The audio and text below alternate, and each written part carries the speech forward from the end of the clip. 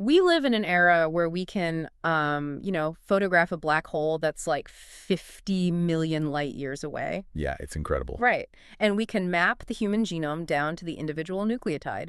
We predict the trajectory of distant comets with just this terrifying precision. We really do. We expect the universe to just sort of yield to our instruments. Exactly. I mean, our default assumption today is that if something is real, we should be able to measure it, right? Categorize it, put it on a chart. Yeah. Right. But then you have the central figure of the Christian faith, the purported architect of this entire measurable cosmos. Right. And he remains entirely, just stubbornly invisible. Yeah. So the question we are looking at today is, if there is an all-powerful, loving creator, why the deafening silence? Well, it is the defining existential friction of our time. I mean, you are articulating the exact collision between the modern mind, The scientific mind, right? exactly, the empirical post-Enlightenment mind, and these inherently metaphysical claims of ancient theology. Right, because we want proof. We do. When we expect reality to operate strictly within the bounds of the scientific method, the hiddenness of a deity isn't just, an inconvenience. It feels like proof that it's all fake. Yes, it feels like a definitive falsification of the claim itself. Which is exactly the core of our deep dive today. We are exploring this really profound tension that impacts you, the listener, whether you are fiercely skeptical or deeply religious or somewhere in the murky middle. Because the feeling of silence is universal. It really is. The silence of the universe in times of crisis, like the moment you are waiting for a biopsy result or mourning an impossible loss and you just look up at an empty sky. Yeah. Everyone knows that feeling. So to dissect this, we are diving into this incredibly insightful article by Tiago M. Silva. He's a doctor of ministry and the city director for the C.S. Lewis Institute. And the piece is titled, "If God is Real, Why Does He Feel So Hidden?" Right. Our mission today is to unpack Silva's arguments. We want to understand why, according to the Christian framework, a lack of obvious empirical proof might actually be an intentional choice by the creator. Rather than just evidence of his absence. Exactly. And we are going to examine Silva's philosophical framework with strict objectivity here. I mean, the demand for undeniable proof, for God to basically write his name in the sky, it's a deeply logical challenge. It is. It's what anyone would ask. Right. So our objective is to deconstruct the internal architecture of the Christian response to that challenge. We're analyzing how this tradition explains the gap between an infinite being and finite human perception. Okay, let's unpack this, because I want to start with a massive assumption we usually make about this whole problem. Which is? We tend to view this questioning of God's presence as a relatively recent thing. Oh, right. Like, we look at the scientific revolution, the secularization of the West, the internet age, and we assume we are the first generations smart enough, or maybe disillusioned enough, to look around and say, wait a minute, where's the actual proof? We treat skepticism like it's a modern invention. Yeah, exactly. But Silva shatters that assumption immediately. He really does. He points out that the dilemma of the hidden God is deeply, deeply embedded in the foundational texts of Christianity itself. Which is wild to think about. It is. The authors of the Christian scriptures were not operating under some illusion of constant, undeniable divine manifestation. Silva actually directs us straight to the Psalms. Right, the ancient poetry. Yes, we see texts like Psalm 10.1, which explicitly asks, "Why, O Lord, do you stand far away? Why do you hide yourself in times of trouble?" So the people who are constructing the bedrock of this faith are literally screaming into the void. Yes, they are asking why the architect is hiding. They aren't sugarcoating it. They aren't pretending the void isn't there. They are elevating that exact experience of emptiness to sacred literature. And it's not just the Psalms. He also brings in the prophets. Specifically, Isaiah 45.1 theme, which literally describes a deity who hides himself. Wow, so it's right there in the text. It is. But the philosophical climax of this paradox, according to Silva, centers on the crucifixion of Jesus of Nazareth. The central event of the religion. Exactly. Silva points to Matthew 27.46.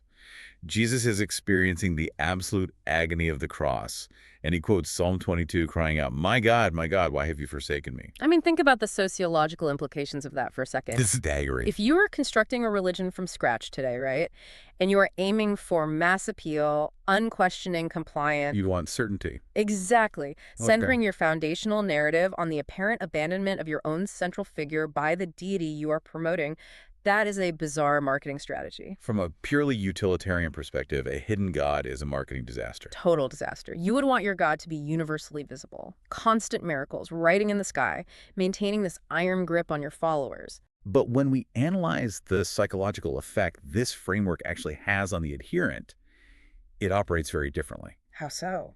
Well, the Christian texts don't shy away from the visceral feeling of divine absence. By doing that, they provide the actual vocabulary to express that exact frustration. Oh, I see. By placing the experience of divine abandonment at the very climax of its central narrative, the tradition effectively normalizes doubt.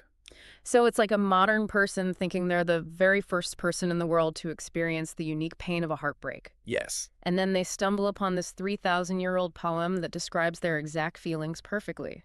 It shatters the illusion that our modern skepticism is somehow unique to us. Exactly.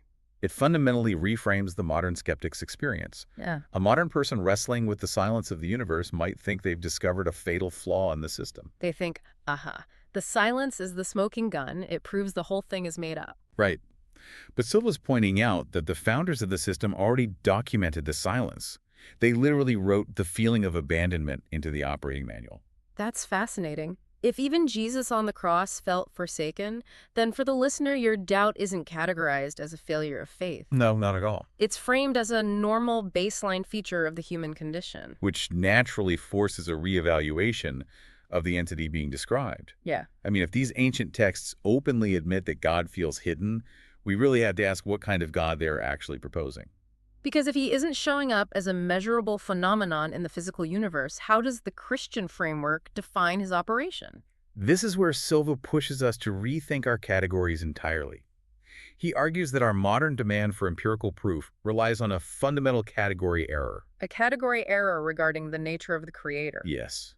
We often subconsciously picture God as just another piece of the universe. Like maybe the most powerful piece. Right, like a hyper-advanced alien intelligence living outside our observable horizon, but still an entity subject to the physics of reality. But Silva says that's the wrong way to look at it. He emphasizes that Christianity proclaims a God who is not a component of the universe. He is the eternal, infinite, holy, and personal creator of it. He is the author of the play, not a character on the stage. Exactly. So if we connect this to the bigger picture, if God is the foundational structure of reality itself, existing entirely outside the created order, then the method by which he communicates would inherently differ from how physical beings exchange information. Right. The architect is not a brick in the building. No, he's not. And Silva's core claim here isn't that this architect is completely silent. It's that his methods of communication align with his nature as an infinite creator rather than a finite creation. Yes. Yeah. He categorizes this historical revelation into distinct channels. First, he points to the created world itself. Okay, the macro level. Right. Citing Psalm 19.1 and Romans 1.28, Silva argues that the physical universe is a form of communication. The complexity, the order, the mathematical precision of the cosmos, they aren't presented as random emergent properties. They are intentional language. Exactly. And then he moves from the macro to the micro, turning inward to the human conscience. Relying on Romans 2, right? Yes, Yeah. Romans 2.14-26. He frames the internal moral compass, our intrinsic sense of justice and duty, as a direct signal from outside the physical system. Okay, so we have nature and conscience. And then he outlines the more explicit channels, communication through prophets and scripture, referencing Hebrews 1.1, and ultimately the physical incarnation of Jesus, citing John 1.14. So looking at this, we observe this distinct movement from general revelation to very specific revelation. Exactly. The modern mind expects an audio frequency, measurable in hertz, or a visual manifestation you can capture with a lens. Right, we want scientific proof. But Silva posits that an infinite creator utilizes the foundational structures of reality itself to communicate. The aesthetic beauty of the cosmos and the internal weight of moral obligation are the actual instruments of this broadcast. The tension here is massive, though. I have to push back a little on this. Okay. If God is completely infinite, right, sitting entirely outside our observable physical reality, isn't it entirely unfair to expect finite, biological humans to pick up on these subtler clues? How do you mean? Well, expecting someone to look at a sunset or feel a pang of guilt after they lie and immediately extrapolate, oh, this means there is an infinite holy creator. That form of revelation seems wildly ambiguous. For a modern mind, certainly. Yeah, a mind conditioned to trust nothing but empirical data. Are these forms of revelation just too subtle? Well, the demand for a reproducible experiment is definitely the default setting of modern epistemology. But Silva's framework suggests that testing for an infinite God using tools designed exclusively to measure finite matter is intellectually misaligned. Intellectually misaligned. Yes. Think about it. You cannot measure the abstract concept of justice with a thermometer. Okay, fair point. In the same way, the Christian proposition argues that the instruments required to perceive the divine are not strictly empirical. They are our capacity for existential awe when observing the universe, and our capacity for moral reasoning within our own conscience. So it challenges the listener to re-examine their own seemingly mundane experiences. Exactly. Like when you stand at the edge of the ocean and you feel that terrifying, overwhelming sense of scale, it almost feels like a presence. Yes. Awe. Or when you experience an inexplicable weight in your conscience, even when your actions were perfectly legal, perfectly unobserved. Silva is arguing those aren't just biological misfires. They aren't merely evolutionary mechanisms designed to keep the tribe cohesive. Right. They are intentional, modulated modes of communication from an entity outside the closed system of our universe. But accepting that premise leads us to the most difficult logical hurdle in Silva's argument.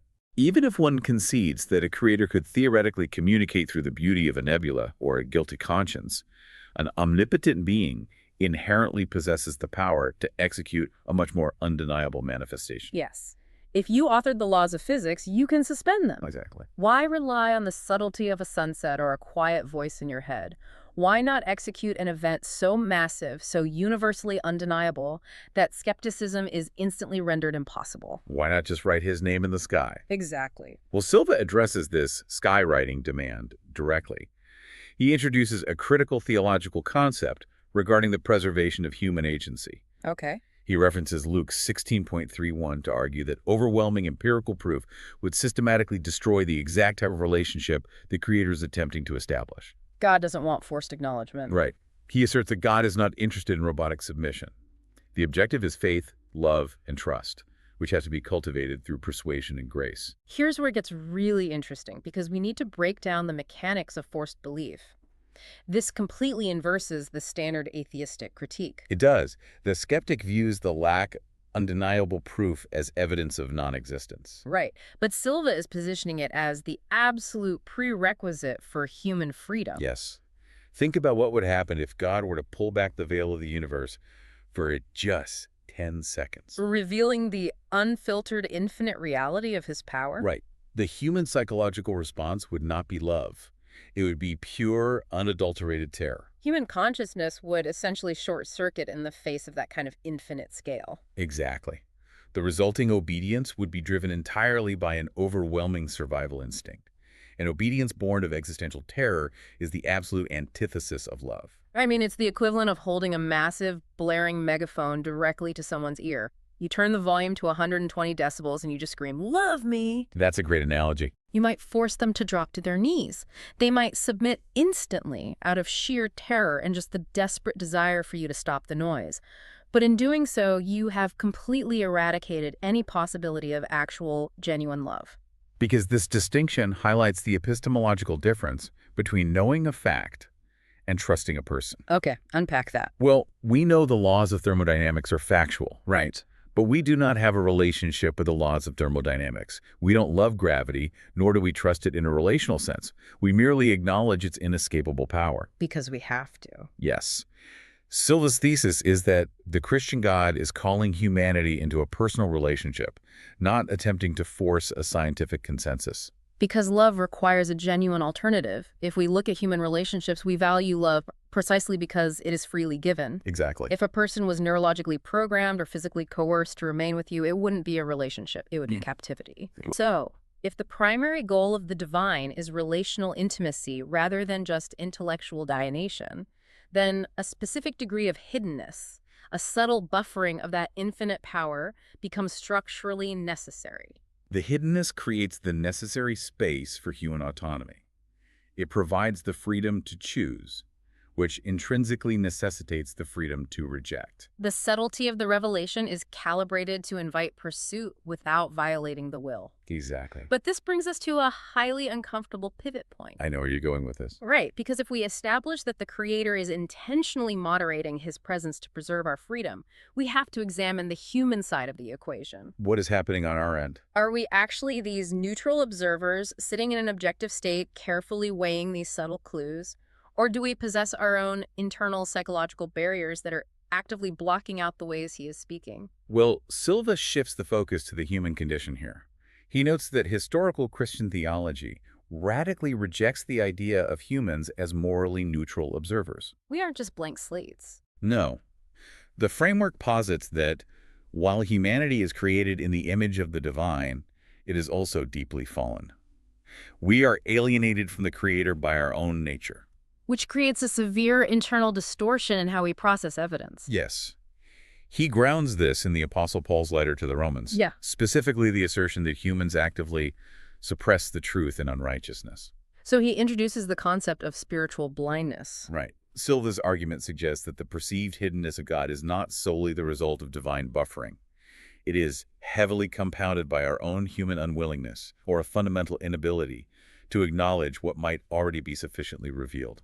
Okay, I have to play the skeptic here again. Go for it. Because to a skeptic listening to this, it sounds remarkably defensive. Wait, so is Silva essentially saying that if I can't see God, it's my own fault? It can sound that way, yes. It feels like a massive cop-out. It sounds like a magician blaming the audience when a trick fails. Like the universe is perfectly clear, you're just too inherently flawed to see it. How does this idea of suppressing the truth work logically without sounding like victim blaming the skeptic? It's a fair pushback. To understand Silva's point, without reducing it to a defensive cop-out, we really have to look at the deeply documented psychological reality of suppression. Just human psychology in general. Yes, completely independent of theology, human beings exhibit a profound capacity to suppress truths that threaten their established worldview or their autonomy. We see this everywhere. Cognitive dissonance, confirmation bias, willful ignorance. Exactly. We ignore glaring red flags in our relationships because the truth of the toxicity would require the painful action of leaving. Or we suppress financial realities. We avoid looking at our bank statements because acknowledging the debt forces a radical change in lifestyle. We possess a sophisticated, deeply ingrained psychological mechanism for avoiding uncomfortable truths. And Silva is simply taking that universally recognized human trait and applying it to the ultimate cosmic reality. So, if an infinite creator exists and that creator possesses absolute moral authority, acknowledging his existence means the ego is permanently dethroned. Yes, you no longer get to be the king of your own universe. You no longer get to define your own parameters of right and wrong. Precisely. If human nature inherently recoils from absolute moral subordination, we might subconsciously construct a reality where God remains hidden. Because if the divine is real, adaptation and submission are required. And if the divine is hidden, the individual remains the sole arbiter of meaning and morality. The suppression of truth described in Romans isn't necessarily framed as a conscious, malicious rebellion. It often operates as a deeply ingrained self-preservation instinct of the autonomous ego. That makes a lot of sense. So, if our internal condition makes us prone to ignoring God, what happens when you combine that internal flaw with the specific external environment of the 21st century? You create a catastrophic storm for spiritual silence. The perfect storm. Silva argues that this exact combination is why God feels particularly hidden to the modern mind. He contextualizes this by describing our current cultural era as a disenchanted age. This is a concept heavily explored by modern philosophers, like Charles Taylor. The shift from an enchanted to a disenchanted worldview is a massive sociological pivot.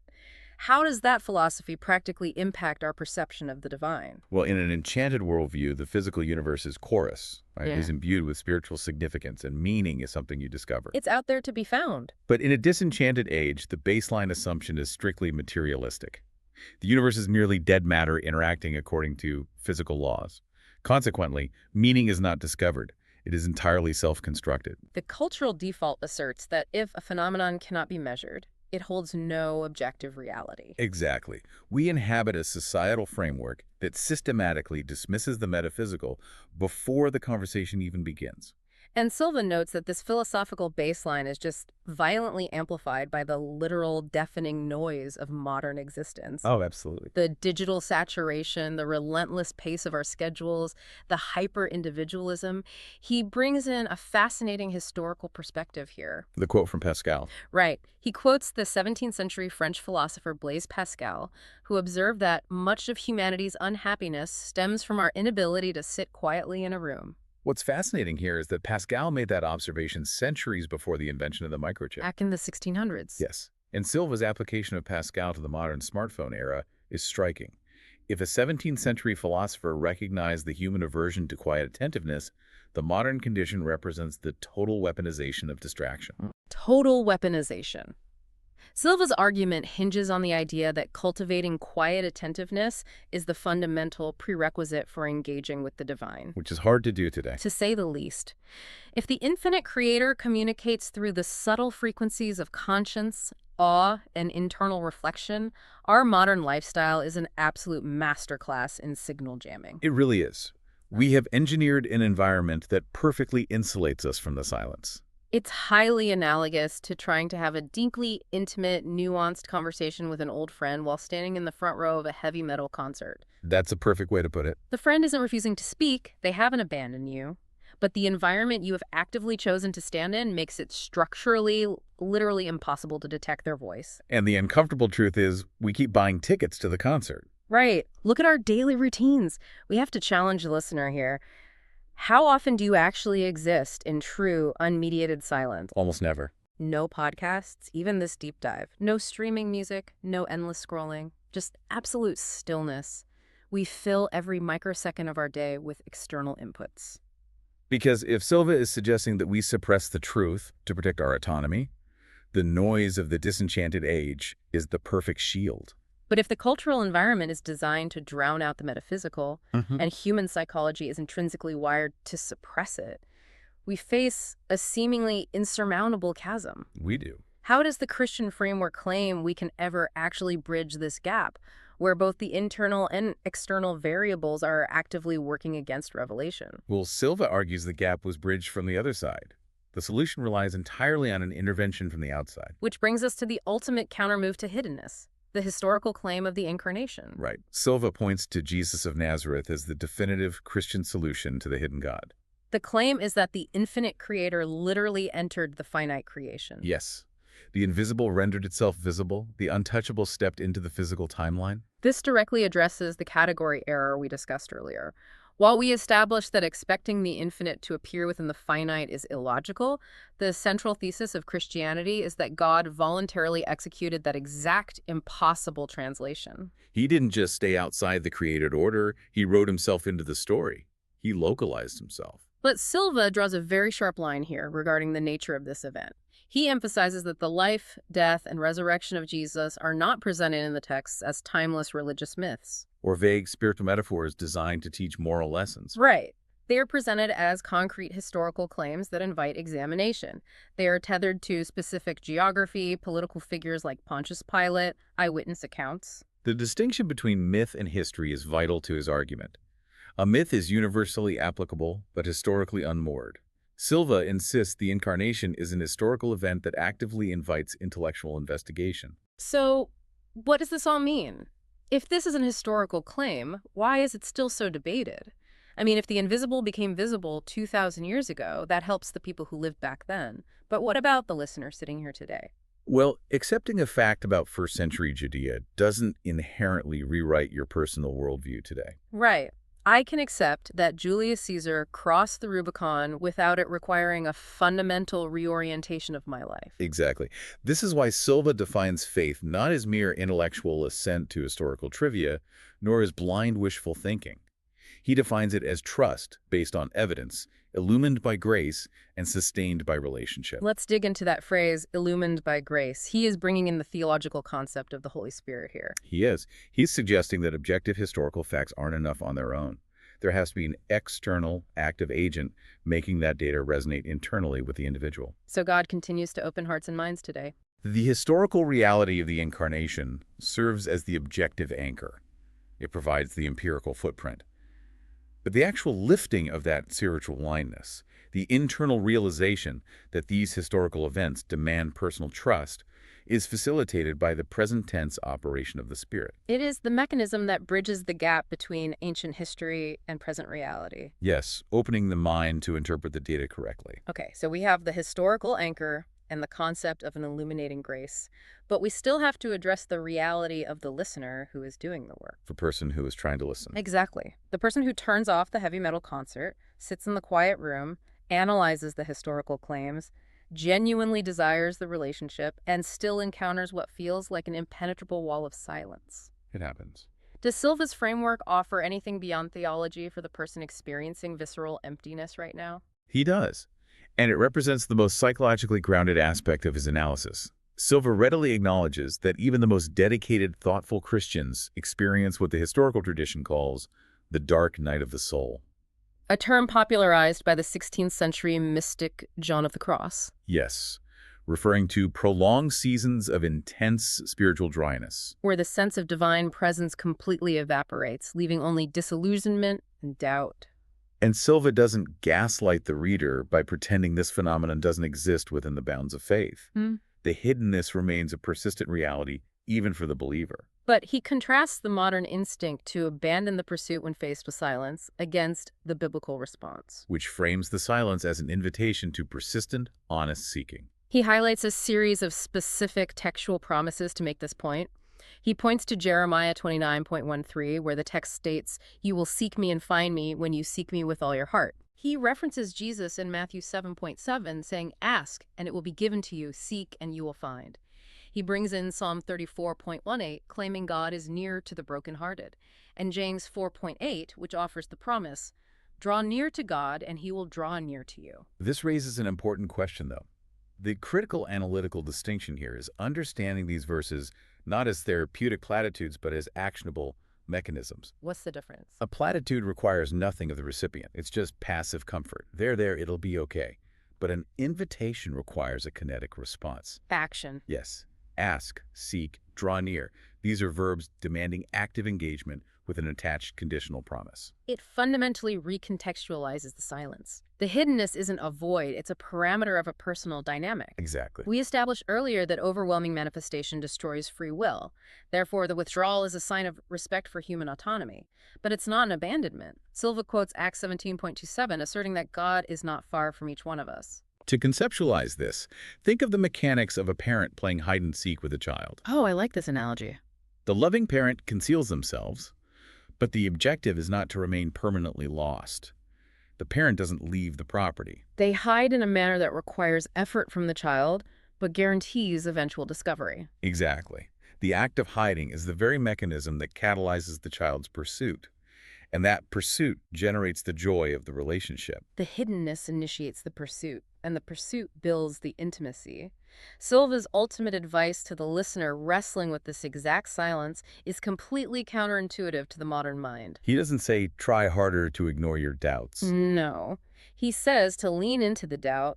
Don't run from the silence. Engage with the historical claims of the Gospels with fresh eyes. Examine the testimonies of individuals who navigated this exact skepticism and found the anchor. He implies that the frustration of absence is paradoxically an indicator of design. The fact that a human being feels profound existential hunger when faced with the silence of the universe suggests that our psychological architecture was designed to consume something the physical universe cannot provide. The hunger itself is a vital clue to the existence of the food. Absence might just be the very beginning of presence? Exactly. Wow. What an incredible journey Silva takes us on. Let's briefly recap the massive philosophical ground we've covered in this deep dive. It's been a lot.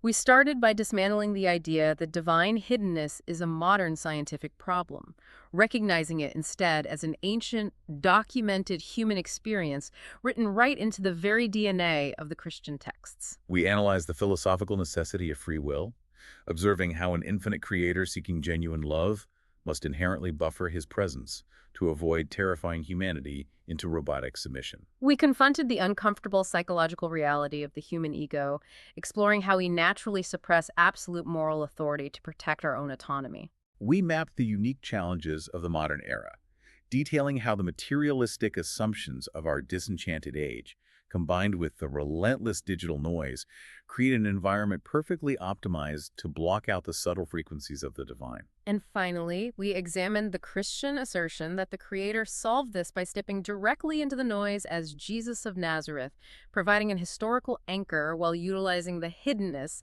as an invitation for us to actively seek Him. It is a meticulously constructed framework that directly addresses both the empirical demands of the mind and the existential longings of the human condition. As we close this deep dive, I want to leave you with a thought that extrapolates on Pascal's observation about our inability to sit quietly in a room. The 17th century quote. Right. We've discussed at length how the relentless noise of modern life drowns out the subtle voice of the divine. But let's invert the perspective for a moment. What if the reason we are so deeply terrified of sitting in that quiet room isn't just because our brains are addicted to dopamine from our phones? What if it's deeper than that? What if we constantly, obsessively fill our ears with noise and our eyes with endless scrolling because deep down we are absolutely terrified of what might happen if the noise stops? The ultimate psychological defense mechanism. Exactly. What if we are afraid that if it gets truly, profoundly quiet, we might actually hear exactly what the Creator is asking of us? You have to ask yourself, are you avoiding the silence because you are convinced God isn't there? Or because, on some fundamental level, you suspect He is? If the framework holds true, the silence is not an empty void. It is a waiting presence.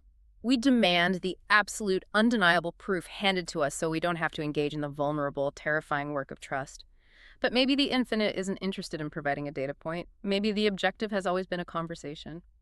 Thank you for joining us on this deep dive. We challenge you this week to turn off the noise, sit in the quiet room, and see what happens when you finally stop talking.